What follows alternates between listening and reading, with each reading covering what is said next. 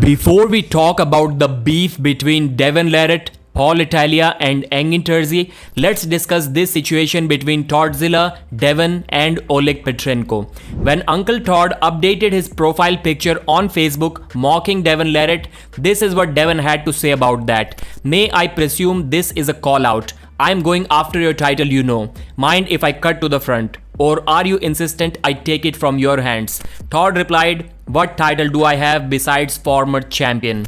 Then Devon clarified that he was talking about the potential rematch for the title shot, which Todd never got and which he may get in the future. And he also kind of offered Todd Hutchings to pull Petrenko first if he wants, then Todd and Devon can settle it on the table for the title after that. This is because Devon believes that due to the stylistic and side pressure advantage, Todd Hutchings is the favorite against Oleg Petrenko. So Todd also had a response for that and he mentioned that no, I'm good. I have accepted an opponent already. You go ahead and pull Petrenko, then I will pull Petrenko at the next event for the championship. So looks like Todd believes that Petrenko is going to defeat Devon Larratt, unlike the prediction given by Devon himself about his own match against Petrenko and also Todd's potential match against Petrenko. Oleg also talked about this whole situation. I see that Devon is trying to convince Todd Hutchings to pull me first. Looks like he thinks he's not ready for me.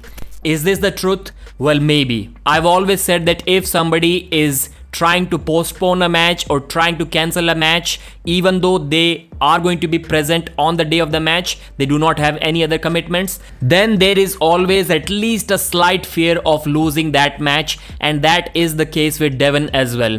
In his mind, he may be 90% sure that he's going to beat Petrenko, but for sure, he's not 100% sure. And we have seen that Devon mentioned quite a few times that he dropped a lot of strength after the long rest which he took after the Levan match, and he's kind of building himself up. So maybe that's why he wants Petrenko and Todd Hutchings to settle it first, and then he can buy some time to finally pull the winner of this match, who Devon believes to be Todd Hutchings, who Devon has already beaten and knows how to beat in the future as well. To end this topic, this is what Devon said. Me pulling Todd Hutchings is inevitable. Now let's talk about the beef between Devon, Paul Italia and Engin Terzi.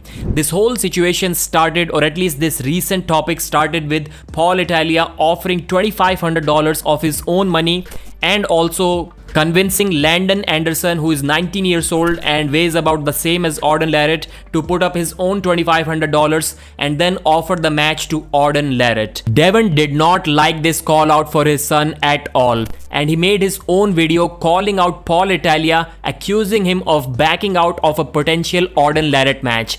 We all saw how hard Paul Italia was pushing to fight against Auden Larratt to have a super match against him, but according to Devon, when they agreed, Paul Italia did not want that. We don't know the reasons for that yet. And he also mentioned that Paul's dislike for East versus West is clear, and something about some interview which I haven't seen, Devon was saying that maybe Paul is pissed off because how Paul Italia was blown off in that interview, and this situation was further clarified by Paul Italia. We'll read that post as well, but before that, I think Paul made a few mistakes, and some of them intentionally. Mistake number 1. If I understood the situation correctly, there was no fixed prize money. Maybe Auden also had to put up his own money, or at least in the best case scenario, he would win that $5,000 if he won the match. I'll tell you, these big time arm wrestlers are not going to show up at any event unless they are guaranteed some amount of money, which Paul failed to deliver, if I'm understanding the situation correctly. And mistake number 2 was, he wanted that match to happen at Knuckles Up 5. Is Paul crazy? Clearly he knew that Devon or Auden or any of the East versus West guys in the future cannot be seen at Knuckles Up. So why did Paul Italia mention the name Knuckles Up knowingly that Auden will not compete anywhere else except for King of the Table or East versus West, or where these two organizations allow Auden to compete? But Paul's main motive was to get Landon Anderson's name out there, which he clearly did without even giving him a super match. He didn't even have to arm wrestle for that. So that was a smart move. So Paul uploaded this post to clear the air. He mentioned that he has no disrespect for Auden Larratt and he saw a potential between these two young talents, a potential matchup between them, and he just got excited. He wishes Auden all the luck and in fact he is a big fan. And Devon Larratt has also liked this post. So looks like this part of the beef is kind of settled. But what's not settled is the beef between Paul Italia and Engin Terzi. Let's take a look at Paul's post about Engin. Engin claims he has nothing to do with the WAF bans on athletes. This is not true. He is using WAF to do his dirty work and ban athletes from competing at Knuckles Up promotions.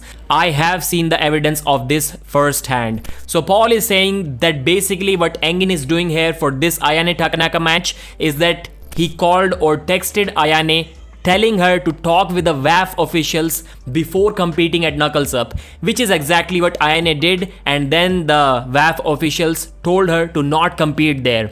So the question is it Engin who first talked with the WAF officials to do this, or is it the WAF officials? How did Engin sense that? Because Engin has also uploaded his post, his intentions and his side of the story, which you can see right now. And Knuckles Up also uploaded a video in which they mentioned another similar story where East versus West prevented Georgi Svetkov to compete against Cody Spur-Merritt next year at the Knuckles Up 5 event on the left arm. So this was also a combined effort, at least according to Knuckles Up, by Engin Terzi and WAF to ban this competition forever, at least involving these big athletes who like to compete or who have the potential to compete under East versus West. So looks like the situation is not getting good anytime soon. Clearly either WAF or Engin are not going to allow their athletes to compete at Knuckles Up for whatever reasons. This is the situation where we are at this point and there ain't much that we can do about that. Thanks for watching, like the video and subscribe.